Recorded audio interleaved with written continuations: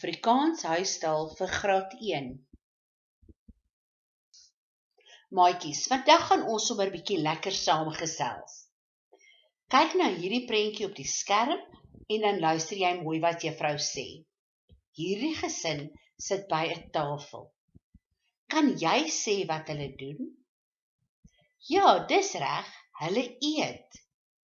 Kan jy nog onthou watter woordsoort is die woordjie eet? Ja, dis 'n doenwoordjie of 'n werkwoordjie. As jy na die prentjie kyk, kan jy sê watter tyd van die dag is dit? Dis reg, dis in die oggend of in die middag.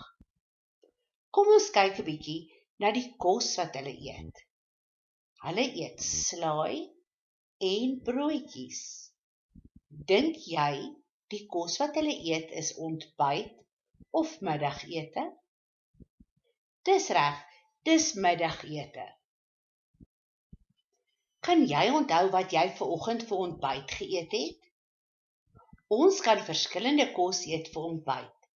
Hier is 2 voorbeelde van ontbyt.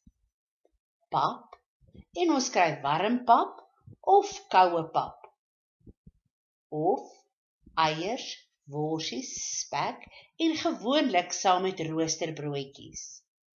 Wat het jy geëet vanoggend?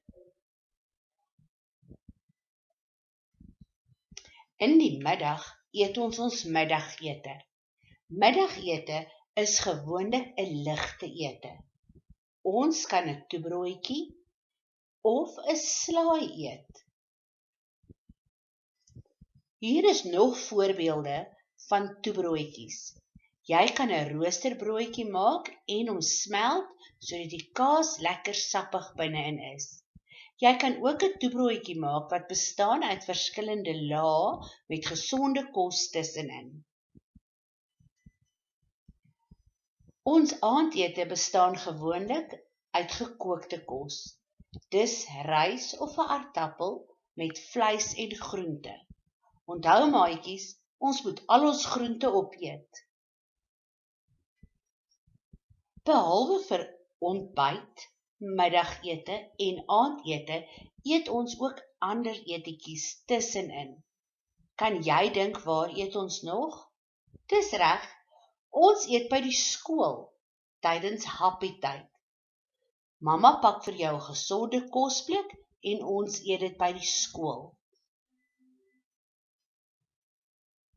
Net soos die seisoene van die jaar verander mense se eetgewoontes. Dink jy mens eet in die somer en die winter dieselfde kos?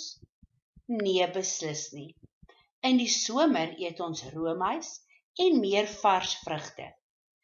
In die winter eet ons meer warm geregte, soos 'n breedie of 'n warm koppie sop. Eet al jou kos en hou jouself gesond.